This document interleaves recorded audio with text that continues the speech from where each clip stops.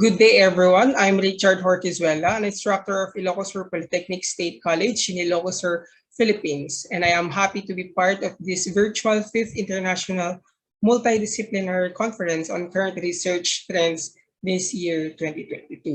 Today, I'm going to present to you my research and my findings with its title, Towards Web Equality, Efforts on Web Accessibility for Persons with Cognitive Disability. So to start with the rapid-paced digitalization, not only on the sectors of communication, entertainment, education, but also on public service. Part of public service is having or giving and providing equal access to each and every citizen of a government. So with this in mind, web accessibility has brought rich discussions on different international conventions. Why is it important? Because web applications have been used to assist different types of disabilities, which includes those with old age, who are blind or incapacitated, and also those who have cognitive disabilities. However, in this type or sector of disability, it is left far behind, or it is not rich in research topics. So the different gaps were found on different years of researches. Just like on 2015, there were 10 current evidences based on measures for cognitive disabilities in terms of electronic communication, which includes web accessibility. And there's a need for further research into its accessibility for them to enjoy their basic human rights and their fundamental freedom. On 2016, the following year, on the survey of Alamadi of the different universities, they found out that there are a total of 27,308 accessibility issues on university websites. And throughout the years, there were no improvements at all. On 2017, cognitive disabilities lags far behind, as I've said earlier, in the general population, and there's a lack of progress, which is caused by the difficulty of addressing the different needs of this type of cognitive disabilities. That's why we came up with the 4 research questions, which are primarily the objectives of this research. First is to have a definition of web accessibility and the components needed to achieve standard level of accessibility. Next are the different kinds of cognitive disabilities. You have to identify them and the issues linked up in accessing a website. Third, the common reasons on websites non-conformity on guidelines. And lastly, the efforts that have been made by different governments, organizations, researchers in the academe to solve the aforementioned issues. To jump in with the methodology, we have adopted the BATA 2018 type of qualitative data analysis method with 3 major processes. First is getting familiar with the data. Second is to revisit the research objectives and to identify the patterns and connection respectively. In browsing research articles, of course, we have to identify the keywords that were used, and these are the 4 keywords that were used during the search.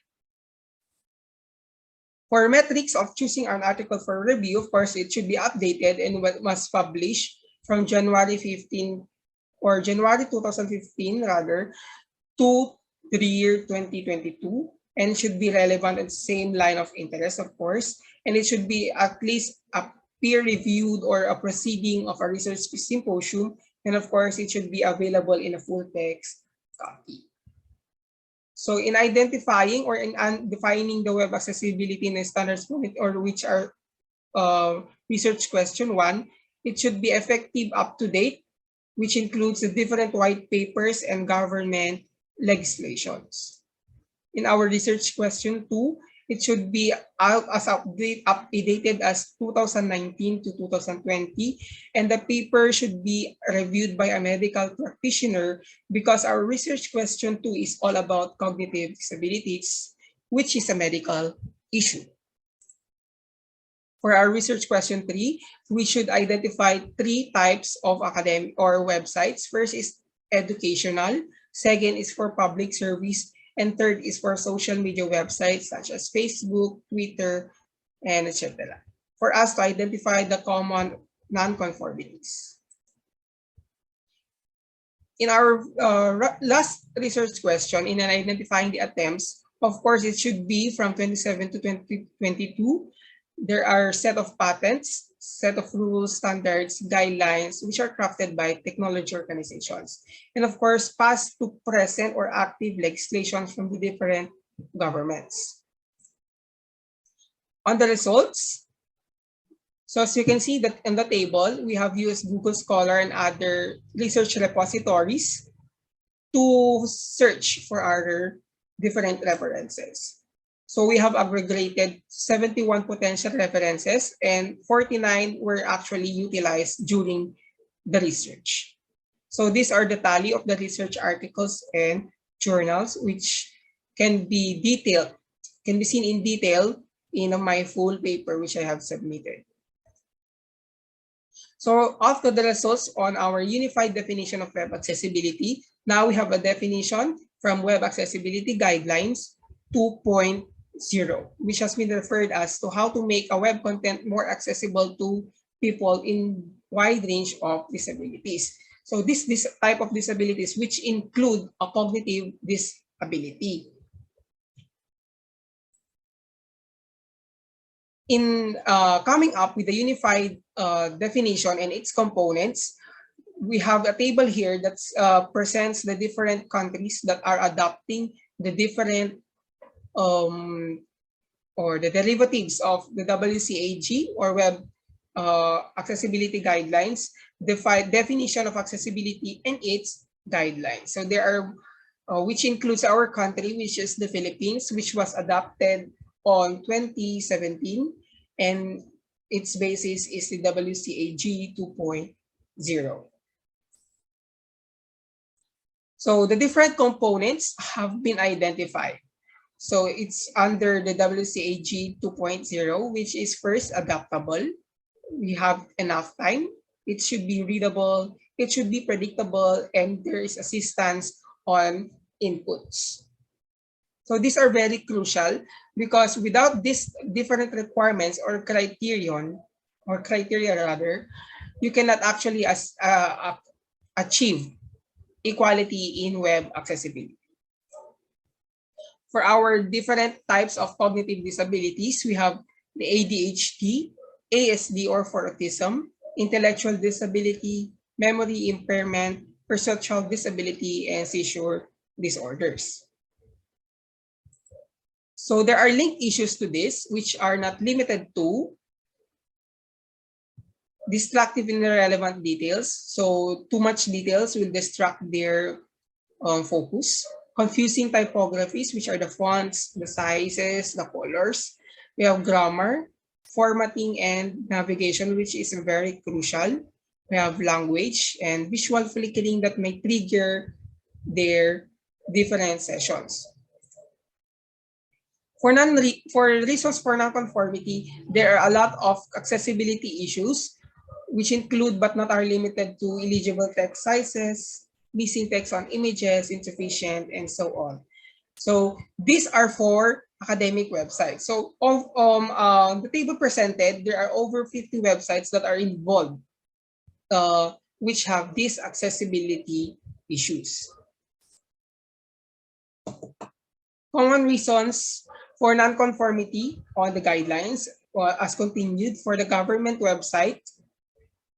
There is a language content heaviness, missing labels for alternative text, poor use of colors, and so on. And on these government websites, there are at least 8 countries that were reviewed, which are detailed on the full paper. So the last common reasons for the no social networking sites, which include Facebook, Twitter, Instagram, etc. So you can see the lack of closed captions or the subtitles, incorrect reading sequence or non-construction, Content heaviness, too much contents, separation of presentation and content because there is a mixture of multimedia, and we have multi-browser access issues. So there are different efforts by different organizations. Now that we have the Web Accessibility Guidelines 2.0, it has been updated to 2.1, which is a good effort or a good leap which comes to achieving web equality. So this is the summary of countries and their corresponding policies. So just like in my country, we are now using or adopting the Philippine Web Accessibility Policy, which was implemented and adopted on the year 2017. And in the different countries, we have the European Union, Hong Kong, India, Ireland, and even in the USA, they're adopting the different guidelines of WCAG. Just like in USA, they have different laws like the ADA that harmonize the different rights of people with cognitive disabilities in accessing websites. So finally, in conclusion, we have already produced a unified definition, answered the different types of cognitive disabilities, identified the common mistakes. We have already enumerated the different efforts. Thus, and therefore, I have to conclude that as time passes through and as the web matures, organizations and government are adapting to the fast change and development in order to achieve better web accessibility and technology protection measure through harmonizing the rights of persons with disabilities. That's why digitalization should always come and intertwine with web accessibility in order for us to harmonize the rights of all people, even those with disabilities, especially those who are far left behind, which are the sector of cognitive disabilities. And that ends my presentation, and thank you for listening.